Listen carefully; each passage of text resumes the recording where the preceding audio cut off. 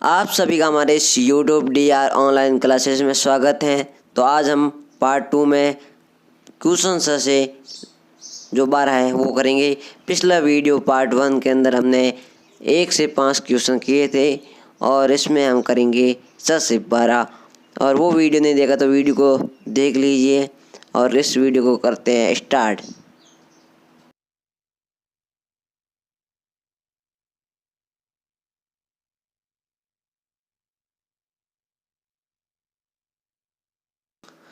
और छठा क्वेश्चन कह रहा है कि एक मशीन औसतन एक दिन में कि एक मशीन जो कि एक दिन में कितने बनाती है 2825 पेन्स बनाती है, जबकि जनवरी मतलब कि एक महीने के अंदर 2006 में उस मशीन ने कितने पेन्स बनाए।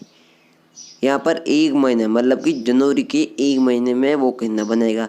इसके लिए हम क्या करेंगे, 2825 का गुणा कर देंगे किससे 31 से। 31 क्यों? क्योंकि 31 दिन होते हैं हमारे एक महीने में।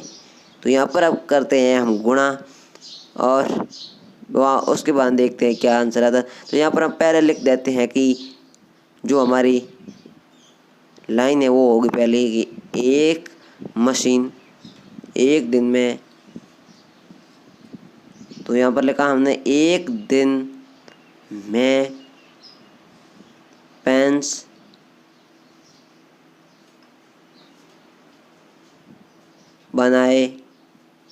बनाती है, तो उसकी संख्या होगी 2825। अब यहाँ पर लिखेंगे कि जनवरी मतलब कि एक महीने में 31 दिन होगा। यहाँ पर हमने क्वेश्चन में लिख दिया 31 दिन। और जो मैंने यहाँ पर नीचे 2 लाइन खींची, इसका मतलब होगा कि जो ऊपर लिखा गया वही नीचे होगा। जो यहाँ पर मान लीजिए ऊपर पेंच लगा तो नीचे पेंच। अब यहाँ पर हमने 2825 इंटू 31 किया, तो यहाँ पर जो हमारे पास आंसर आएगा, पहले 1 से 5 से किया, 1 का 2 से 2 बार, 1 8 से 8 बार, 1 का 2 से 2 बार।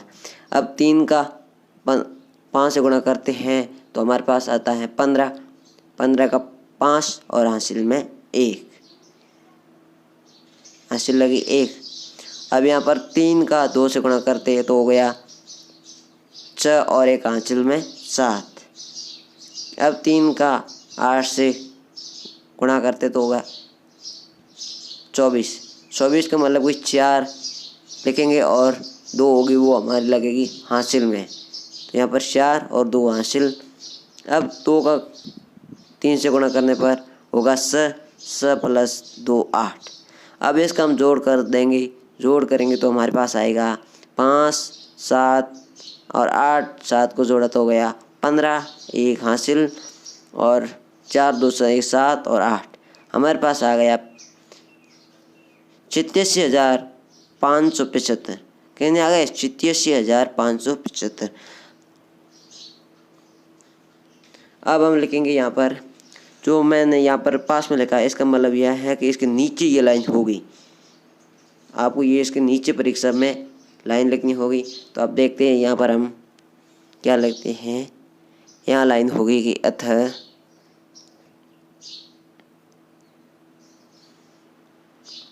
जनवरी 2006 में बनाए गए पेंचों की संख्या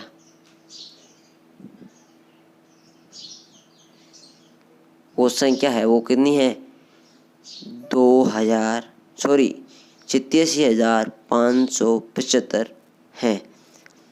ये था हमारा छठा क्वेश्चन। इसमें कुछ नहीं, हमने पहले एक दिन का लिख दिया और उसके बाद में 31 से गुणा कर दिया जो कि 2825 से।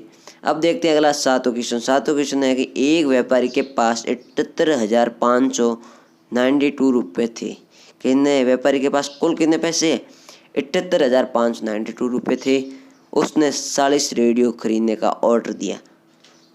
कहीं से भी खरीद सकता है। उसने कितने दिए ऑर्डर 40 रेडियो, तथा प्रत्येक रेडियो का मूल्य कितना था 1200 रुपये था। एक रेडियो का मूल्य था वो था 1200 रुपये। उस इस खरीदारी के बाद उसके पास कितनी धनराशि शेष रह जाएगी, मतलब कि कुल राशि है वो है 78,592 और 40 रेडियो खरीदे हैं और एक रेडियो की मूल्य है वो है 1200 रुपये। तो यहाँ पर आप देखते हैं, पहले हम लिख देते हैं कि एक व्यापारी के पास कुल धनराशि, उसके बाद में रेडियो का कितने ऑर्डर दिया, एक रेडियो का मूल्य कितना है। तो यहाँ पर हम लिखते हैं पहले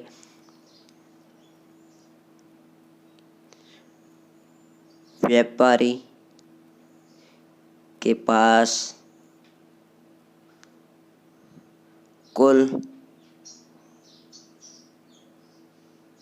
धनराशि कितनी है हमारी 78,592 मतलब कि 92। अब यहाँ पर हम लिखेंगे वो है कि एक रेडियो का मूल्य या क्या एक रेडियो की कीमत, कोई भी लिख सकते हैं। यहाँ पर मैंने लिखा मूल्य, तो वो है 1200 रुपये। अब अगला लिखेंगे कि 40 रेडियो का मूल्य, तो यहाँ पर 40 इंटू कितना करेंगे 1200 रुपये, क्योंकि एक यहाँ पर 40 रेडियो का मूल्य निकालने के लिए एक रेडियो का मूल्य से गुणा करेंगे, तो 40 इंटू 1200। अब यहाँ पर गुणा करने के बाद हमारे पास आंसर आता है वो है, यहाँ पर हम पहले गुणा कर लेते हैं। आपको भी ऐसे गुणा करना पड़ेगा क्योंकि आप क्लास 6 में हो, और यदि आप मान लीजिए 8, 9, 10 में होते तो आपको यहाँ पर गुणा नहीं करना पड़ता, सीधे आंसर लिखना होता। अब यहाँ पर हमने आंसर लिखा वो होगा, गुणा करने के बाद हमारे पास आया है वो है 48,000। अतः 40 रेडियो का मूल्य होगा वो होगा 48,000 रुपये। 40 रेडियो की कीमत 48,000 रुपये है। और अब हमें पूछा गया है कि इस खरीदारी के बाद उसके पास कितनी धनराशि शेष बची है। तो उसके लिए हम क्या करेंगे, जो हमारे पास ये 48,000 रुपये है उसका किससे माइनस करेंगे, उसके पास कुल धनराशि थी उसमें से माइनस कर देंगे। वो कुल राशि थी वो थी 78,000।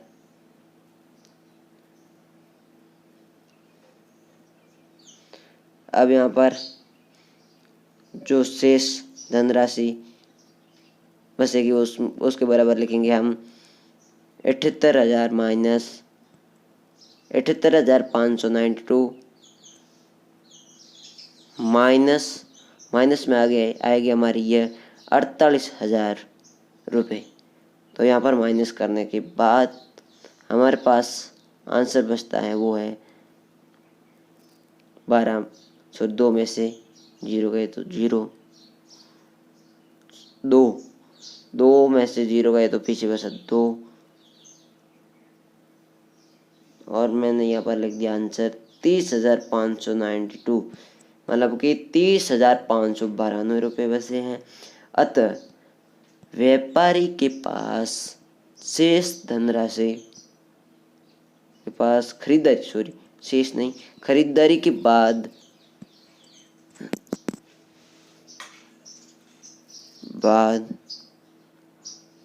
शेष धनराशि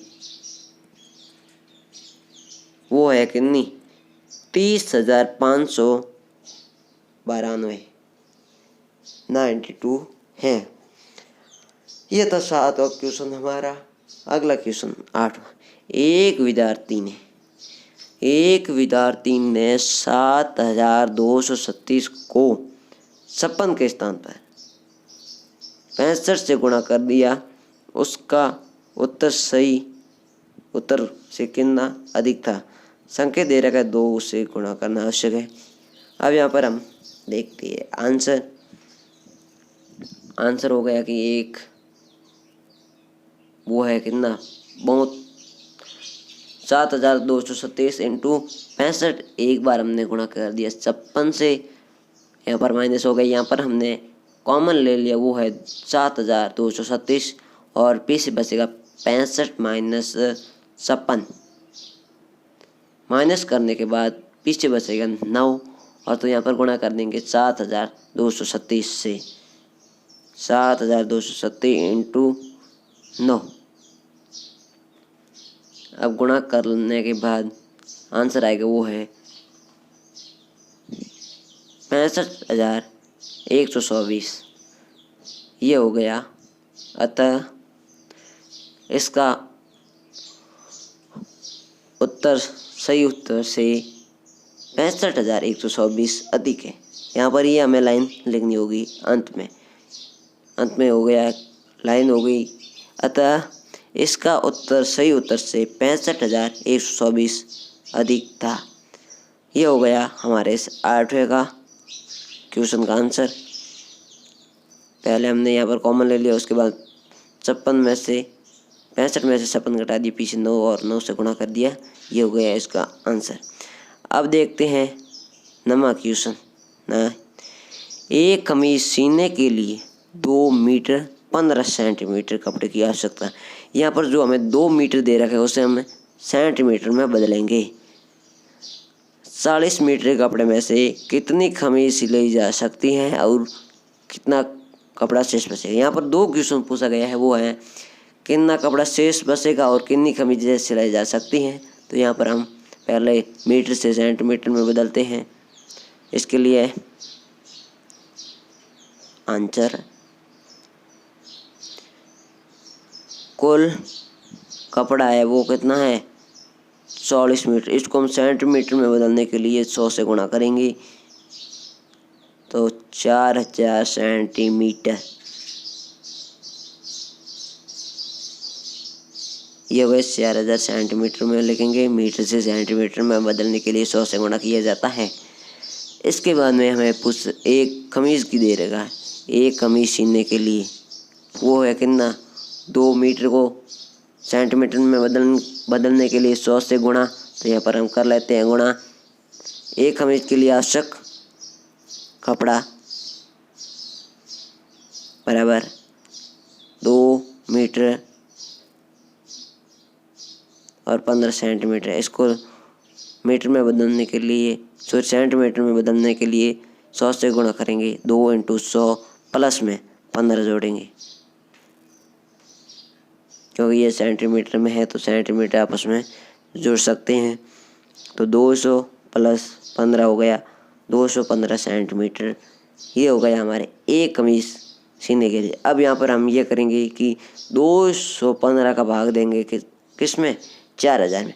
तो हमारे पास जो शेष नीचे बचेगा वो हो गया हमारे कपड़ा बचा हुआ, और ऊपर जो आएगा भागफल में वो होगा हमारा कितनी कमीजें सिलाई जा सकती हैं। तो इसमें हम देते हैं पहले भाग, उसके बाद में आंसर देखते हैं।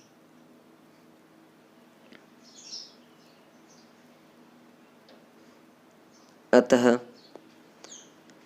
कुल कपड़ा में से सिलाई, यहाँ पर सिलाई नहीं, यहाँ पर सी लिखा गया, सीन गई कमीजों की संख्या याद करने के लिए भाग दे देते हैं हम। अब 215 का किसमें 4000 के अंदर पहले जाएगा एक बार, 215 का एक बार भाग जाएगा 400 में, 2 बार नहीं जाएगा। 2 बार जाने पर क्या होगा 430 हो जाएगा, इसलिए यहाँ पर एक बार भाग जाएगा 200। 400 में से 200 माइनस हो जाएंगे, तो यहाँ पर एक बार भाग जाएगा, इसमें भाग जाएगा एक बार और 215 करते हैं माइनस। पीछे बचेगा हमारे पास 185 और 0 वो नीचे उतार लेते हैं। अब हमारे पास बचा है उसमें भाग जाएगा 8 बार, और जो हमारा भाग गया वो है 1720, और इसका माइनस करने के बाद हमारे पास बचता है 130, शेष 130। अब हम यहाँ पर अनुमान लगा सकते हैं कि हमारे पास कितने कपड़े सी जा सकती थी, मतलब कमीजें, और कितना कपड़ा शेष बचा है। तो इसमें हम लिखेंगे अतः 18 कमीज सी छीन जा सकती हैं। और जो हमारा शेष कपड़ा है, बचा हुआ कपड़ा है, वो है 130 सेंटीमीटर। इसको हम लिखे तो 1 मीटर और 30 सेंटीमीटर कपड़ा है, अर्थात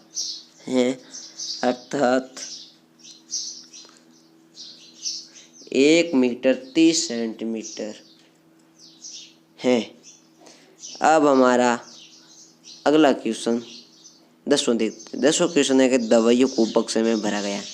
ये दवाइयों को बक्से में भरा गया है और प्रत्येक बक्से का भार कितना है? 4 किलोग्राम 500 ग्राम है। 4 किलोग्राम और 500 ग्राम है। और इसको हम जो हमें पहले किलोग्राम दे रखा है उसको हम किस में बदलेंगे? ग्राम में बदलेंगे। यहाँ पर किलोग्राम को ग्राम में बदलने के लिए 1000 से गुणा करना पड़ेगा। और उसके बाद कहा गया है कि एक वैन में जो 8 किलोग्राम से अधिक का वजन नहीं ले जा सकती, मतलब कि 8000 किलोग्राम ही ले जा सकती है। और इसको ग्राम में बदलेंगे हम 800 किलोग्राम को ग्राम में बदलने के लिए। और इसके बाद में हमें आगे कहा गया कि ऐसे कितने बक्से लादे जा सकते हैं, मतलब कि उस वैन में भरे जा सकते हैं। इसके लिए पहले हम जो सभी दे रखे हैं किलोग्राम में, उनको हम करेंगे ग्राम में कन्वर्ट। ग्राम में बदलने के लिए 1000 से गुणा करेंगे। तो वहन में या वहन 800 किलोग्राम का भार ले जा सकती है या ले जा सकती है। और उसको हम ग्राम में बदलेंगे तो 800 इंटू 1000। और यहाँ पर शून्य गिन लेते हैं और ये शून्य है 5, तो यहाँ पर 5 लगा देते हैं इसके 8 के पीछे शून्य।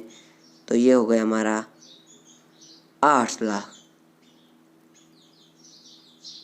ये है 8 लाख। 8 लाख ग्राम होगा यहाँ पर हमारे पास किलोग्राम।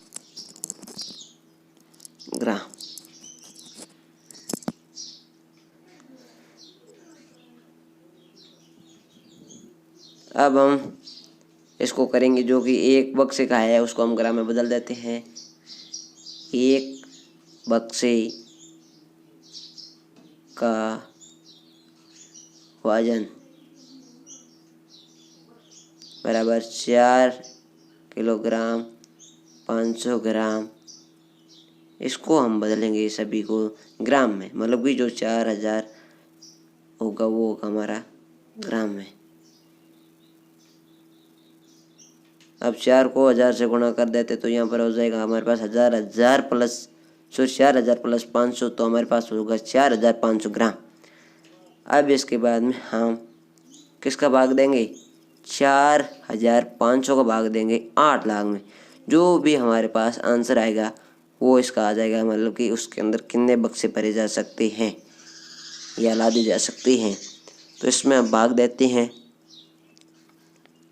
8 लाख भाग 4500। अब इसका हम भाग देते हैं तो इसमें एक बार जाएगा और पहले गिन लेते हैं कितनी संख्या है। और 8 लाख हो गए और इसमें एक बार भाग जाएगा 4500। इसका हम माइनस करेंगे तो हमारे पास आ जाएगा 3500। 3500 आने के बाद एक शून्य नीचे उतार लेते हैं। उसके बाद में भाग देंगे तो यहाँ पर भाग जाएगा हमारे 7 बार। और 7 बार गया तो यहाँ पर 31,000 का माइनस करेंगे तो 4000 पीछे शेष बचेंगे। और 4000 के बाद हम एक शून्य और उतार लेंगे ऊपर से। और अब इसी बार और जाएगा कितना का भाग? 7 बार का। चोरी यहाँ पर 500 था और माइनस करने के बाद 35,000 में 4500 को भाग जाएगा, वो हो जाएगा 7 बार। और यहाँ पर 31,000। फिर इसके बाद में माइनस करने के बाद में जो हमारे पास आएगा 31,500। तो पीछे शेष बल आ गया 3,500। और कितने बक्से लादे जा सकते हैं? 177। अतः एक वहन में 177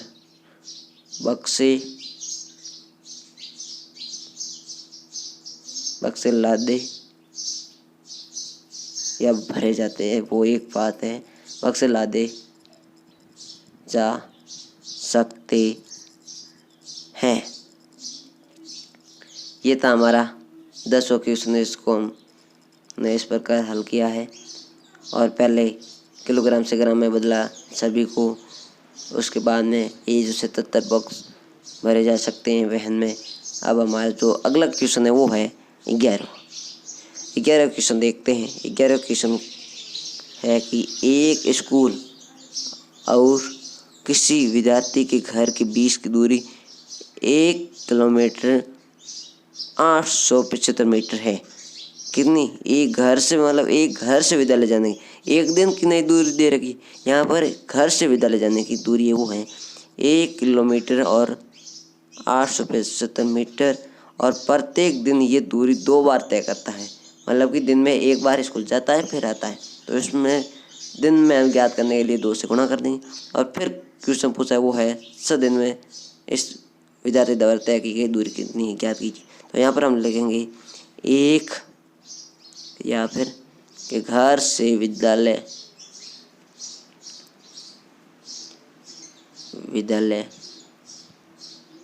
के बीच की दूरी वो कितनी है? 1 किलोमीटर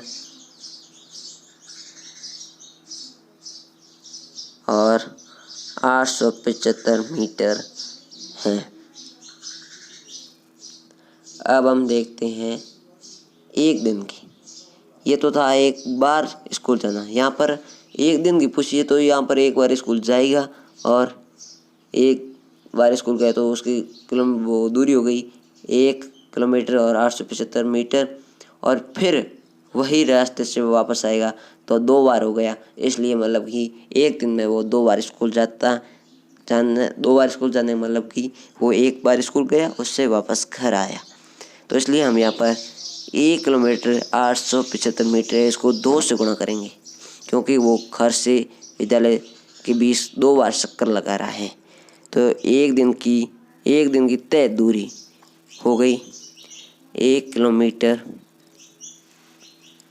875 मीटर इंटू 2। अब यहाँ पर 2 से गुणा करने पर हमारे पास प्राप्त होगा वो होगा 3 किलोमीटर और जो हमारी है वो है 750 मीटर। ये हो गई हमारी एक दिन की दूरी। अब हमें 100 दिन में उस विद्यार्थी द्वारा तय की गई दूरी होगी वो ज्ञात करने के लिए हम इस एक दिन वाली दूरी से 100 से गुणा करेंगे तो वो हमारे पास आंसर आएगा। वो आएगा हमारे इस 100 दिन की तय दूरी विद्यार्थी के द्वारा। अब हम लिखेंगे यहाँ पर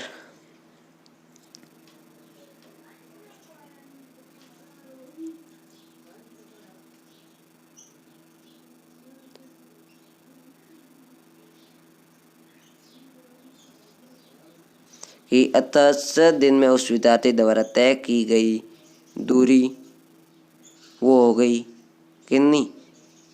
3 किलोमीटर। पहले गुणा करेंगे इसलिए 3 किलोमीटर 700 मीटर इंटू 100, क्योंकि 100 दिन की ज्ञात करनी। यहाँ पर 12 दिन की ज्ञात करनी होती तो 12 से गुणा करते। अब हम 100 से गुणा करते हैं तो 100 से गुणा करने के बाद हमें आंसर प्राप्त होता वो है 22 किलोमीटर और 500 मीटर। ये हो गई हमारी 100 दिन द्वारा तय की गई दूरी कुल। तो यहाँ पर हम नीचे लिख देंगे अतः हमें 100 दिनों में तय की गई दूरी वो है 22 किलोमीटर 500 मीटर। ये थी हमारी 100 दिनों में तय की गई दूरी।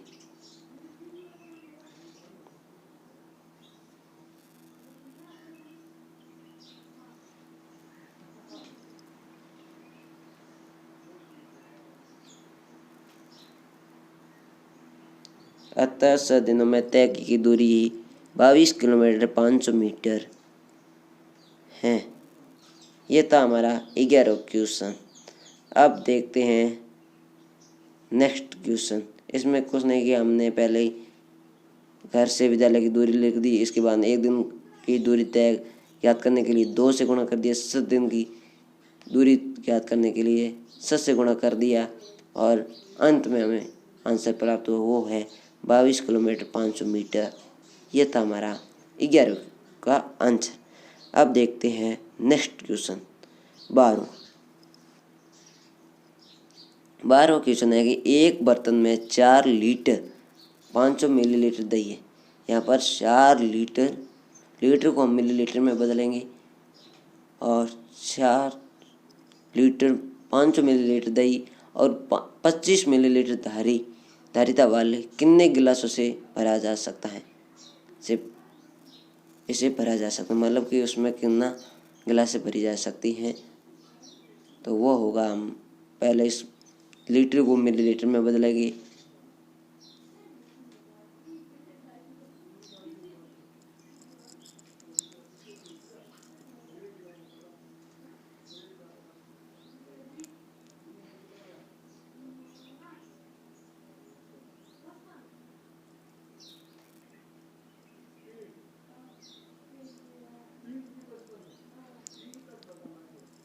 आंसर, बर्तन में कुल दही 4 लीटर 500 मिलीलीटर। अब हम इसको 4 लीटर को मिलीलीटर में बदलेंगे तो उसके लिए 1000 से गुणा करेंगे और 500 प्लस कर देंगे तो हमारे पास आ जाएगा 4500 मिलीलीटर। वो कितना दही होगा? 4500 मिलीलीटर। और 25 मिलीलीटर वाला कोई गिलास है, वो कितनी गिलास भरी जाएगी इस दही से? तो यहाँ पर एक गिलास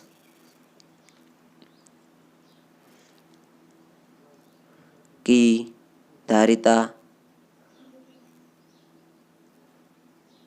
25 मिलीलीटर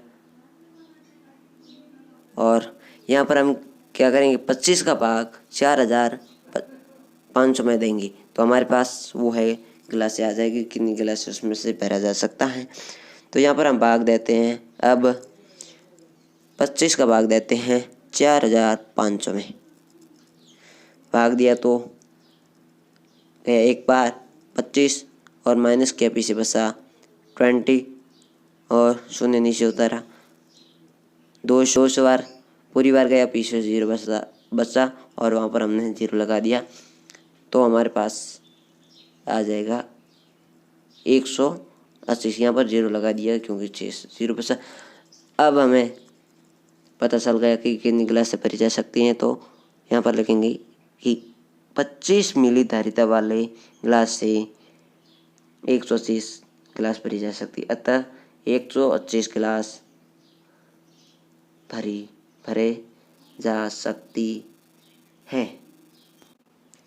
भरे जा सकते हैं।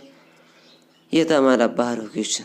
यदि वीडियो अच्छा लगा तो वीडियो को शेयर करें और चैनल को सब्सक्राइब करें, क्योंकि चैनल को सब्सक्राइब करने से आपके पास ऐसे ही वीडियो रोजाना आते रहेगी।